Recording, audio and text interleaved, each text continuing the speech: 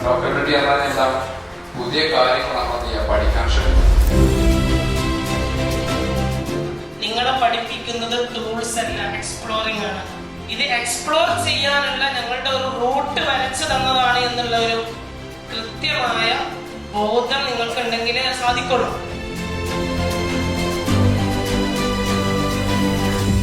മെത്തോഡജിനെ കുറിച്ച് ഞാൻ നിങ്ങൾക്ക് കൂടുതൽ പരിചയപ്പെടുത്തേണ്ടതില്ല. എന്നിരുന്നാലും സ്റ്റുഡൻസിന് വേണ്ടിയിട്ടുള്ള ഈ ഒരു കാലഘട്ടത്തിൽ അവരുടെ കരിയറിന് വേണ്ടിയിട്ടുള്ള ഏറ്റവും ഉതകുന്ന രീതിയിലുള്ള സിലബസുമായിട്ട് ഈ ഒരു ഇൻസ്റ്റിറ്റ്യൂട്ട്